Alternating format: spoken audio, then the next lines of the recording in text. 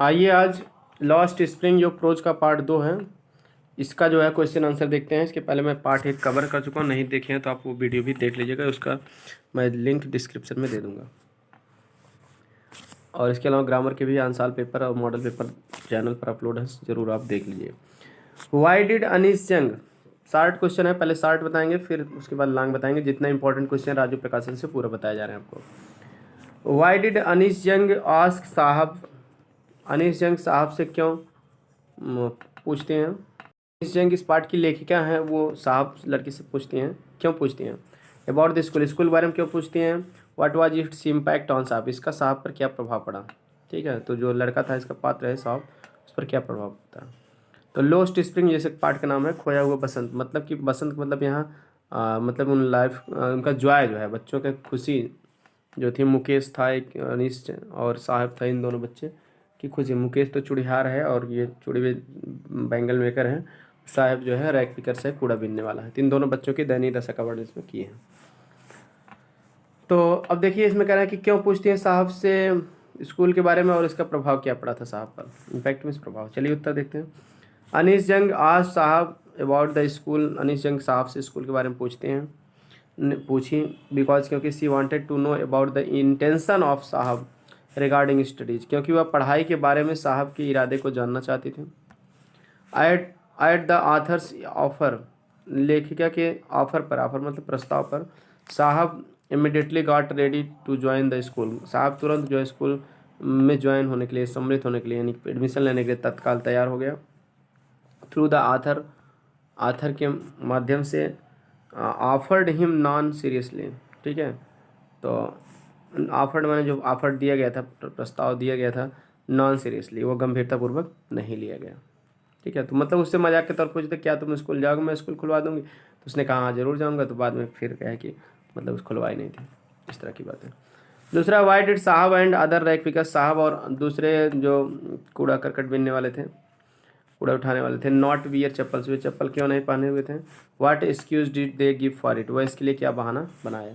Answer, साहब and other rack picker, साहब और दूसरे कूड़ा बीनने वाले, डिड नॉट वियर चप्पल, चप्पल नहीं पहनते थे, बिकॉज क्योंकि इट्स देयर इन ट्रेडिशन, या इट इज़ देयर ट्रेडिशन होगा, यह उनकी परंपरा है।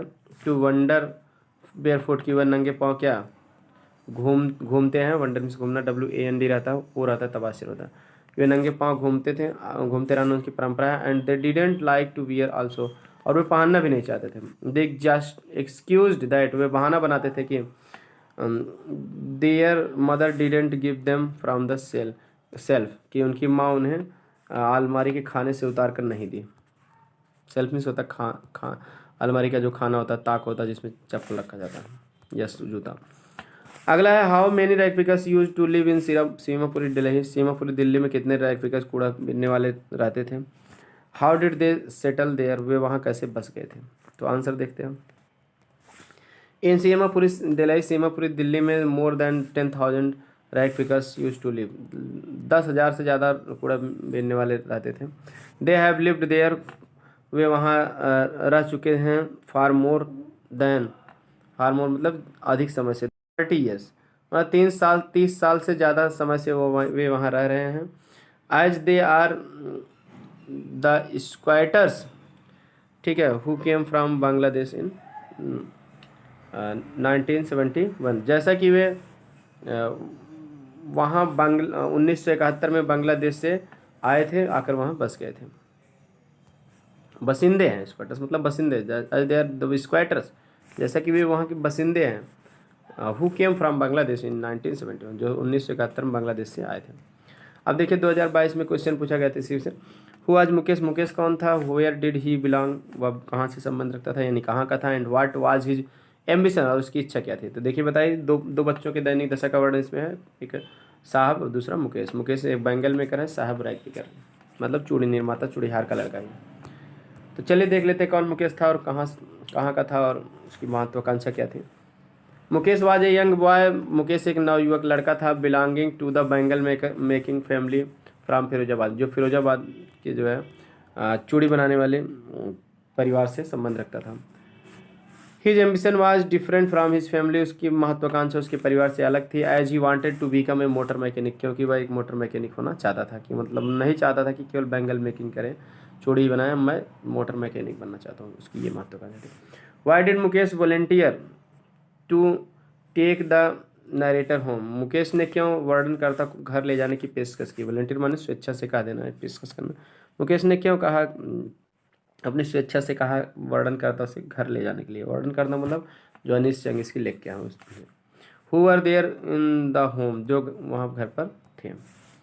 आंसर देखते हैं। Mukesh volunteer to take the narrator to his home, Mukesh अपनी इच्छा से जो है वर्णनकर्ता को अपने घर ले जाने के लिए कहा। नरेटर मैंने वर्णन करता है या कहानीकार, जो इस पाठ की कहानी करें, कहानीकार को अपने घर ले जाने के लिए कहा। बिकॉज क्योंकि his house was being built rebuilt, क्योंकि उसका घर वाज बीइंग रीबिल्ट माने दोबारा बन रहा था, बिल्ट इस बनना, रीबिल्ट दोबारा फिर से बन रहा था।